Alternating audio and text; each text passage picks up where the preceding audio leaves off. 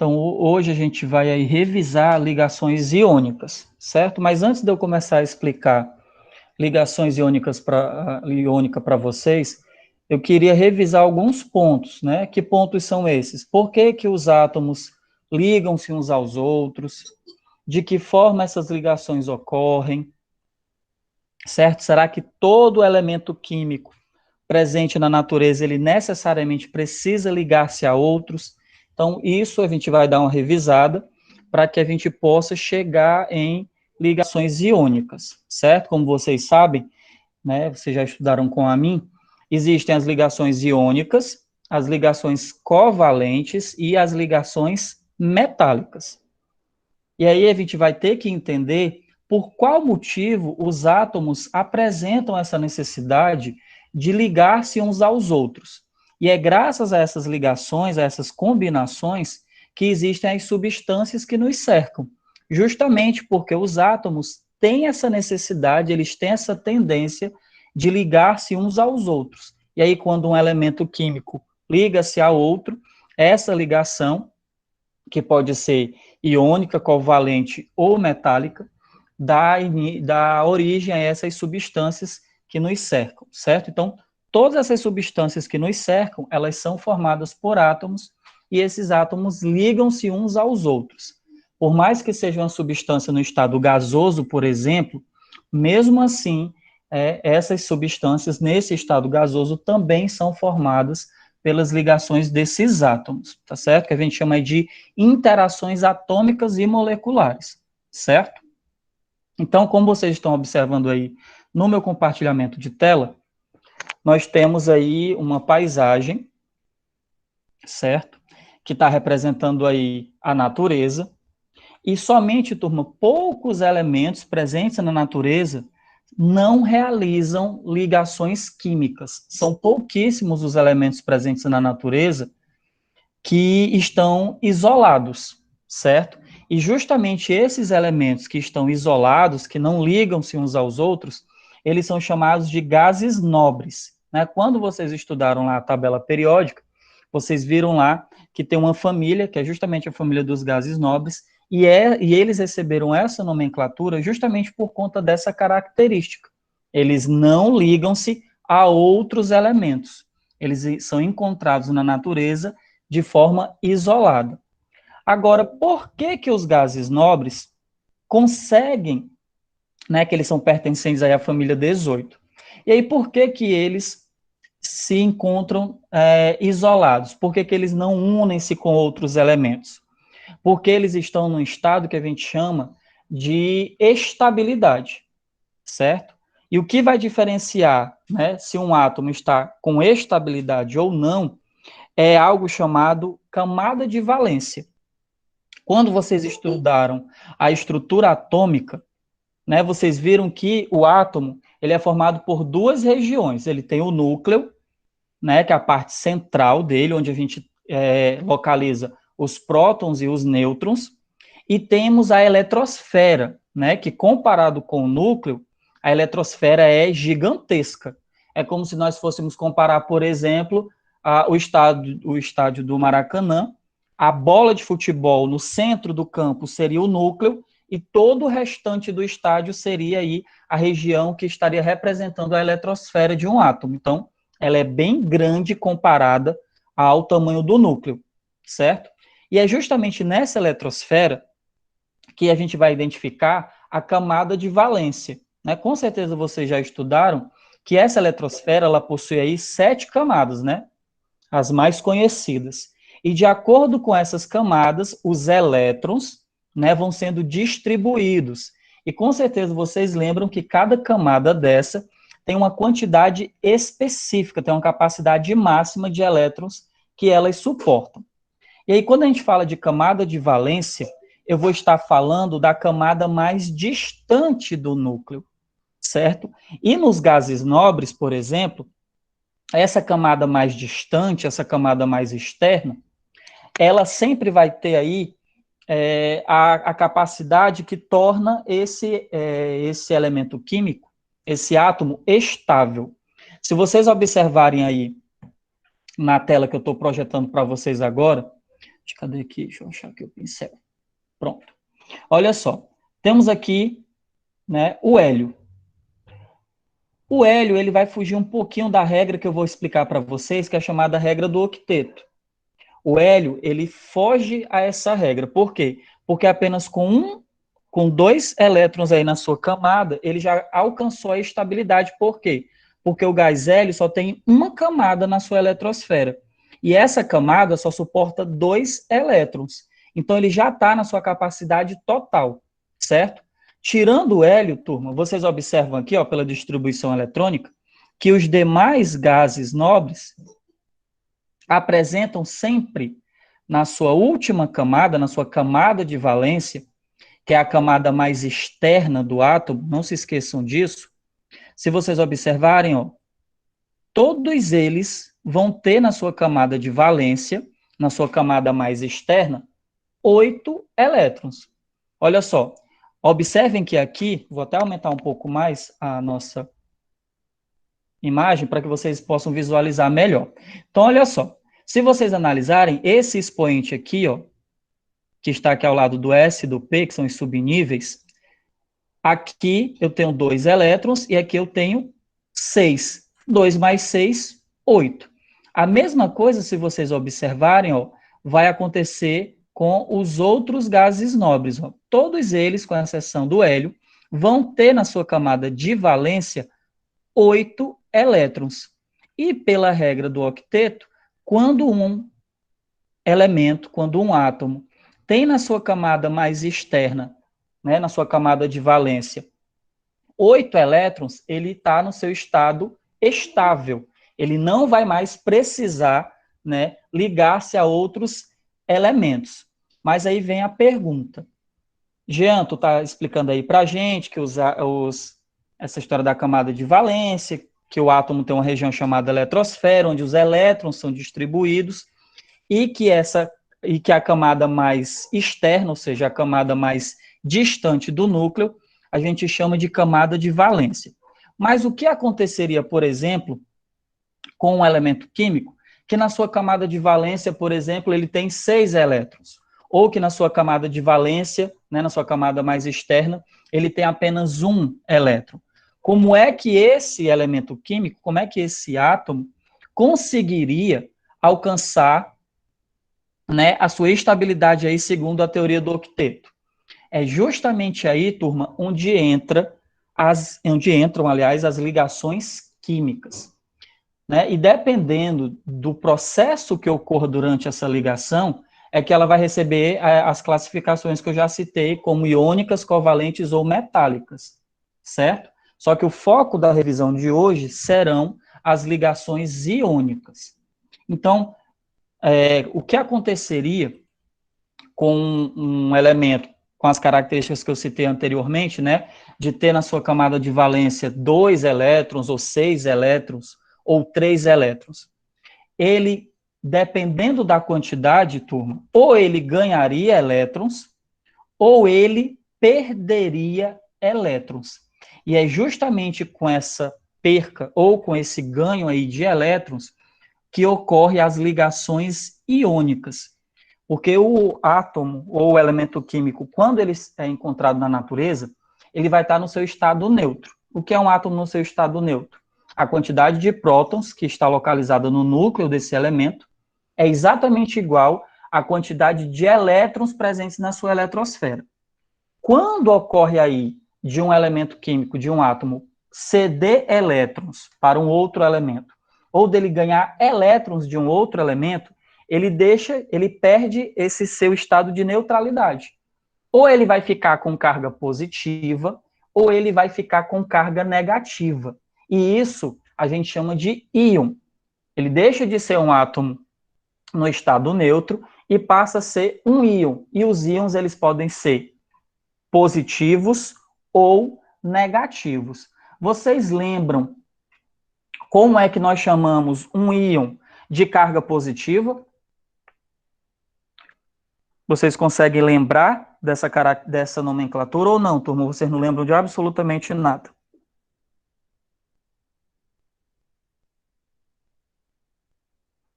Vamos, oitavo ano, vamos participar. Não Eu lembro. não lembro, não. Pronto, sejam sinceros, vocês não lembram. Mas vocês entenderam essa explicação de quando o porquê que os átomos necessitam ligar-se aos outros? Porque com a exceção dos gases nobres, os demais elementos químicos sempre vão estar buscando estabilidade. E essa estabilidade só vai ser alcançada quando eles tiverem na sua camada de valência 8 elétrons. Só temos dois elementos da tabela periódica que quebram essa regra, que é o hidrogênio e o hélio. Tanto o hidrogênio quanto o hélio alcançam a estabilidade com apenas 2 elétrons. Os demais elementos não. Os demais elementos, para estarem estáveis, precisam ter na sua camada de valência 8 elétrons, certo? E eles conseguem essa estabilidade, né, ligando-se a outros elementos. No caso das ligações iônicas, essa ligação só ocorre porque sempre teremos um átomo que vai ganhar elétron, ligando-se a um outro que vai perder elétrons, certo? E aí, como eu acabei de revisar com vocês, quando um átomo ganha ou perde elétrons, ele passa a ter carga. Ou essa carga vai ser positiva, ou essa carga vai ser negativa. Agora entendam bem. Se, raciocinem comigo, os prótons representam a parte positiva de um átomo e os elétrons vão representar aí a sua carga negativa. Se um elemento químico, se um átomo perde elétrons, ele passa a ter mais prótons ou mais elétrons, turma? Vou dar um tempinho aí para vocês me responderem. Se um átomo perde elétrons, ele vai ficar com mais prótons ou com mais elétrons? Se ele perdeu elétrons. Prótons. Se ele vai ficar com mais prótons, isso significa dizer que ele fica com carga positiva. Então, lembrem-se disso. Quando um elemento químico perde elétrons, ele fica com carga positiva, ok? E quando ele ganhar elétrons, ele vai passar a ter mais elétrons do que prótons, então isso significa dizer que ele passa a ter carga negativa. Uma coisa que não vai acontecer, turma, é um átomo perder ou ganhar prótons. Isso não acontece, porque os prótons, juntamente com os nêutrons, eles são fixos no núcleo, certo? Quem fica ali móvel no átomo são os elétrons, porque eles ficam na eletrosfera constantemente girando no entorno desse núcleo, tá bom? Então vamos recapitular. Quando um átomo perde elétrons, ele fica com carga positiva. Ele vira um ânion positivo. Quando ele ganha elétrons, ele fica com carga negativa, ou seja, ele vira um ânion negativo, certo? Um íon negativo. Então, olha só, quando o átomo fica com carga positiva, ele é chamado de cátion. Lembrem-se disso. Carga positiva, ou seja, quando ele perde elétrons, ele passa a ser chamado de cátion. E quando ele ganha elétrons, ele vira um íon negativo e ele é chamado de ânion, certo? Então, nas ligações iônicas, sempre teremos um cátion ligado a um ânion. Por quê? Porque nós sempre teremos nas ligações iônicas um elemento que perdeu elétrons ligando-se a um elemento que ganhou elétrons. Até aqui, turma, alguma pergunta, alguma dúvida? Não. Tá entendendo direitinho? Não.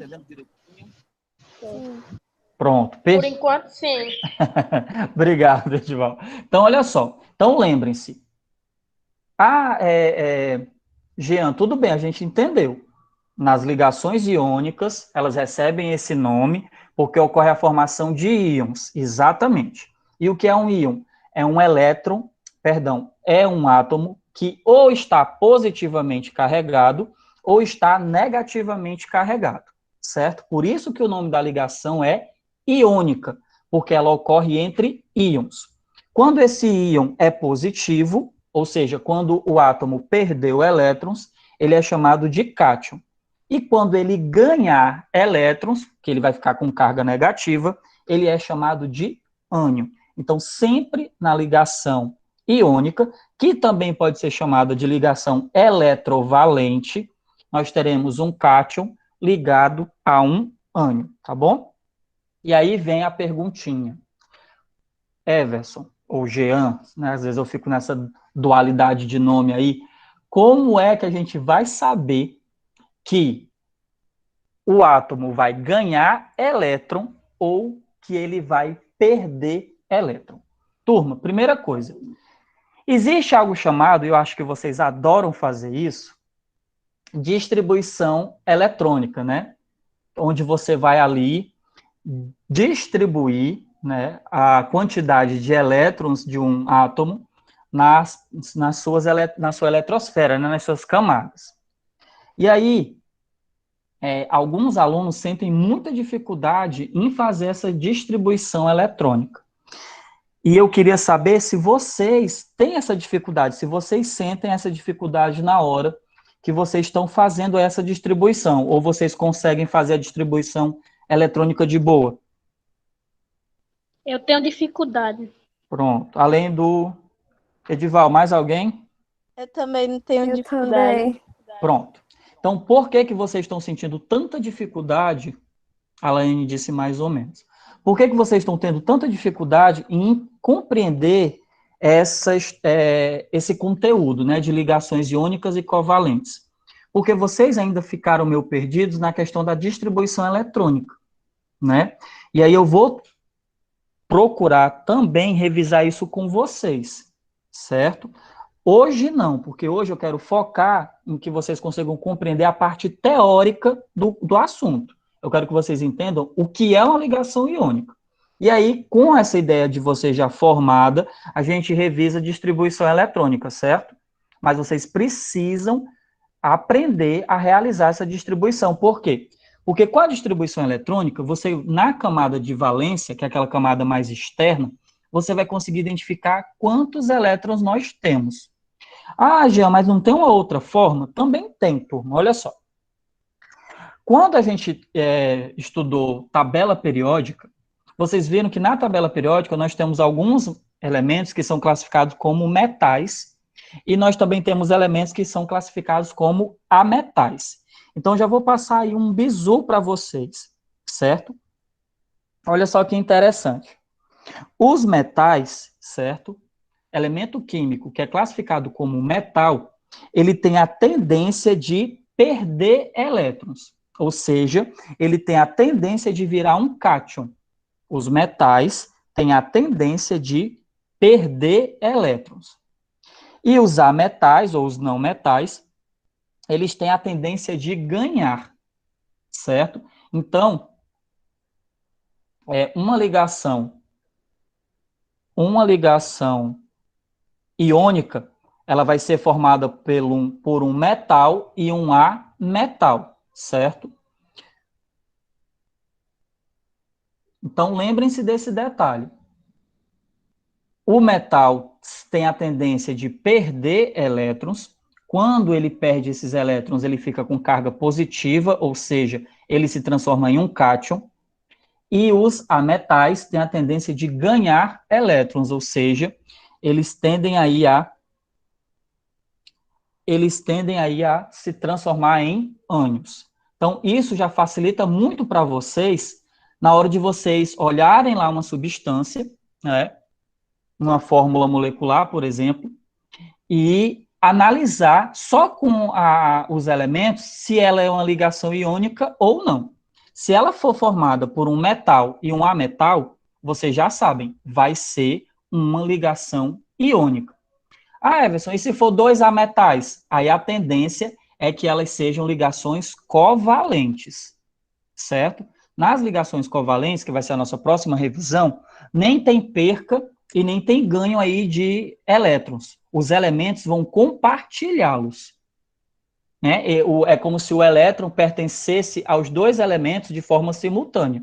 Na iônica, não. Na iônica, a perca ou o ganho é definitivo. Uma vez que o elemento cedeu aquele elétron não volta a ser mais dele, certo? É definitivo essa perca ou esse ganho aí de elétrons. Então, lembrem, ligações iônicas, elas vão ser formadas por elementos químicos classificados como metais com um ametal, tá bom? Vocês já deram uma olhada no TD dessa semana? Vocês já conseguiram resolver alguma questão do TD dessa semana? Ou vocês ainda nem se propuseram a respondê-lo? Já, é assim, eu meio que tô atrasado nos TDs. Eu recebi outro Certo. TD 27, então eu vou responder só semana. Ou ainda na sexta. Na sexta. Certo. Certo. Tu teve dificuldade na resolução ou tu achou de boa? Pô, até não tá tão difícil. A única dificuldade foi só na interpretação, mas de resto não foi tão Pronto. complicado. É um outro detalhe, muito obrigado. É um outro detalhe que vocês têm que estar muito atentos. Cuidado com a leitura, certo? A leitura é muito importante. Vocês não precisam ficar deduzindo o que a questão quer. Leiam o enunciado. E lembrem-se da nossa aula da segunda-feira, né? Cuidado com o tipo de questão. Classificar não é marcar X, é verdadeiro ou falso, por favor, certo? Turma, tem alguma coisa que vocês queiram me perguntar, alguma coisa que vocês queiram que eu repita? Ou tudo que foi explicado até agora vocês estão conseguindo compreender de boa? Tá tudo tranquilo por enquanto. Pronto. Pra mim, né? Saudade dessa perturbação, né, Edival? Então, olha só. O que vocês estão observando agora aí no compartilhamento de tela é justamente o que eu acabei de explicar para vocês, só que de uma forma mais dinâmica. A gente está analisando agora imagens. Mas o que está sendo feito aqui nessas imagens, turma, tanto nessa quanto nesta segunda aqui, que eu acabei de circular em verde, é justamente a distribuição dos elétrons na eletrosfera, certo? Vocês lembram que Ave Maria, gaguejei agora. Vocês lembram que essa eletrosfera ela é formada aí por 7 camadas, certo? E que cada camada em específico suporta uma quantidade específica de elétrons. Então, olha só, nós estamos aqui analisando dois elementos químicos que são muito utilizados aí por nós, principalmente na cozinha, certo? Que é o cloreto de sódio, que ele é formado aí pela ligação do sódio com o cloro, certo? Então, temos aqui o sódio e temos aqui o cloro. Então, observa que a distribuição eletrônica do sódio ficou da seguinte forma, ele tem 11 elétrons, e a gente distribuindo esses elétrons na sua eletrosfera, fica assim, ó. 1s2, 2s2, 2p6 e 3s1. Por que que... Jean, mas aqui o S, num primeiro momento, ficou S2. 1s2, 2s2. Por que que no 3s, em vez de ser 2, ficou 1? Por conta da quantidade de elétrons, turma. Olha só, se você somar, 2 mais 2 dá 4, 4 mais 6 dá 10, 10 mais 1 dá 11. Quem é a nossa camada de valência, que nesse caso é a 3s1, que é a camada mais externa. Agora vamos olhar como é que fica a distribuição do cloro, sendo que ele tem 17 elétrons. Fica da seguinte maneira, 1s2, 2s2, 2p6, 3s2 e 3p5. Eu não sei se vocês lembram, mas o subnível S, ele suporta no máximo 2 elétrons.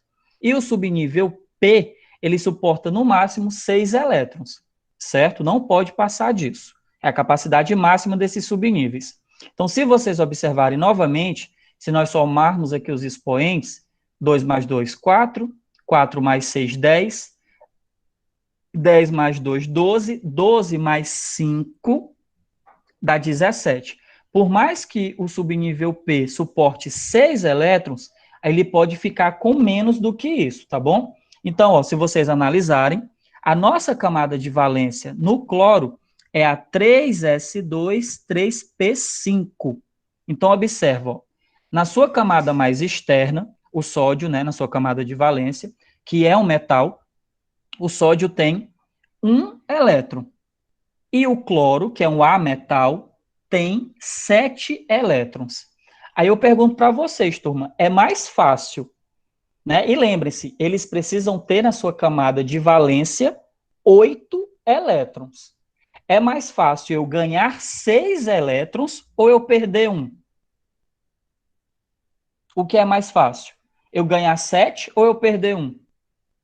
Perder um. Perder um? É mais fácil você perder um. Perdeu. Exatamente. Por isso que os metais têm sempre essa tendência de perder, de ceder elétrons.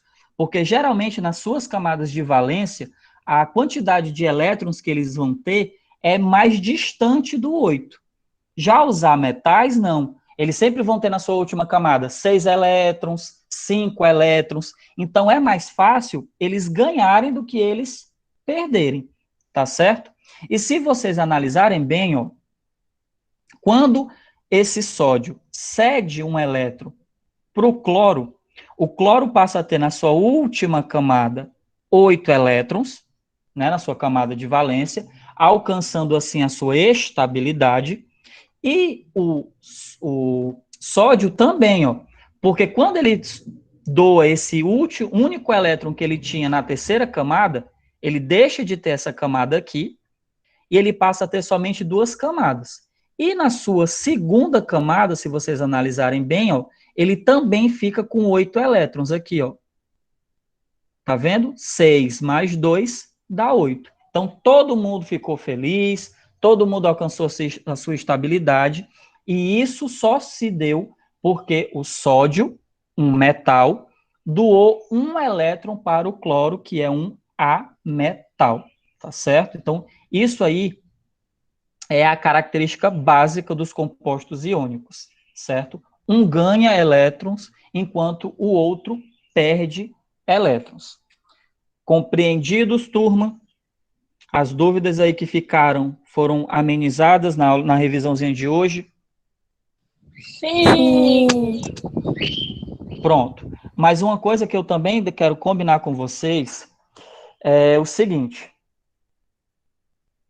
Nós temos a nossa sala virtual, nós temos o Classroom, né? Eu agora também tenho acesso ao Classroom do 8º ano da manhã, que antes eu não tinha, né? Porque aí era a responsabilidade do Amin. Mas agora, tanto 8º manhã como 8º tarde, tem parte no presencial e tem parte no virtual.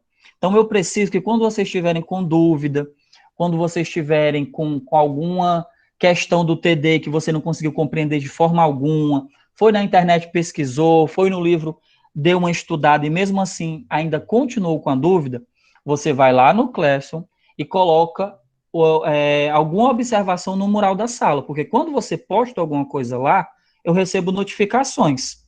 Eu vou ser notificado que algum aluno postou alguma coisa lá na sala virtual. Então, não fiquem com dúvida, certo? Não é porque vocês estão 100% virtual que vocês precisam ficar com esse peso da dúvida, né? Conversem comigo por meio da nossa sala virtual, tá certo? Então, qualquer dúvida, qualquer questão que você tenha sentido uma dificuldade muito extrema, tanto em relação ao material como em relação aos TDs, mas principalmente em relação aos TDs, porque eles vão ser utilizados para a nota de vocês, entrem em contato comigo, tá certo? Não fiquem aí com esse peso da dúvida, carregando essa cruz sem necessidade, tá bom? Tá bom.